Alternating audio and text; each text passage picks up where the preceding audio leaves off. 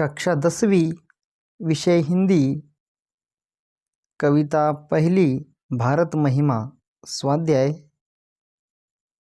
सूचना के अनुसार कृतियाँ कीजिए। प्रश्न 1, निम्नलिखित पंक्तियों का तात्पर्य लिखिए।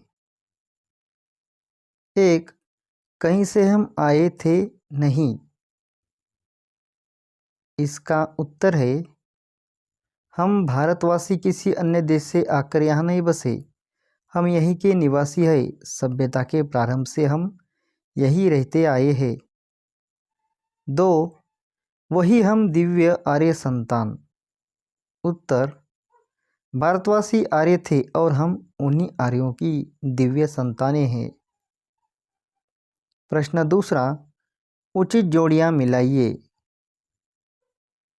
अ, संचय, आ, दान। सत्य, वचन। अतिथि, देव। रत्न, तेज। प्रश्न तीसरा, लिखिए।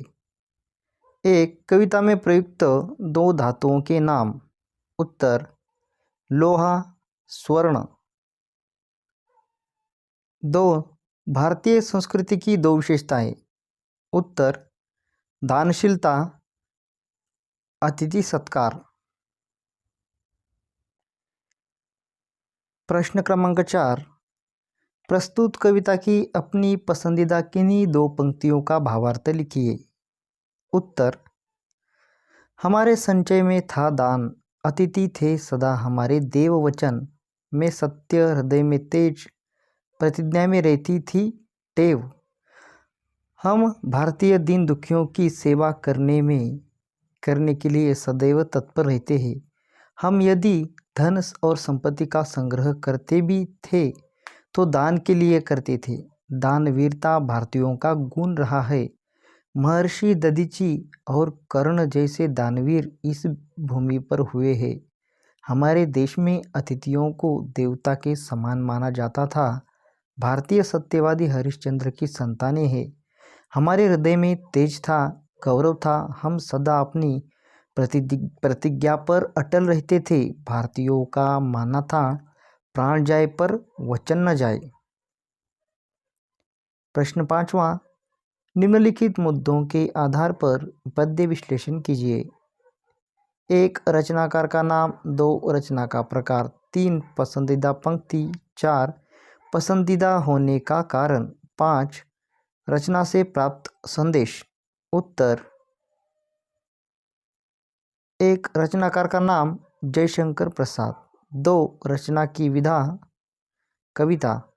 3, पसंद की पंक्तियाँ, व्योमतम पुंज हुआ तब नष्ट अखिल, संस्कृति हो उठी अशोक। 4, पंक्तियों पसंद होने का कारण, हम भारतीयों ने पूरे विश्व में ज्ञान का प्रसार किया, जिसके कारण समग्र संसार आलोकित हो गया। अज्ञान रूपी अंधकार का विनाश हुआ और संपूर्ण सृष्टि के सभी दुख शोक दूर हो गए। 5, रचना से प्राप्त संदेश या प्रेरणा, हमें सदैव अपने देश और इसकी संस्कृति पर गर्व करना चाहिए।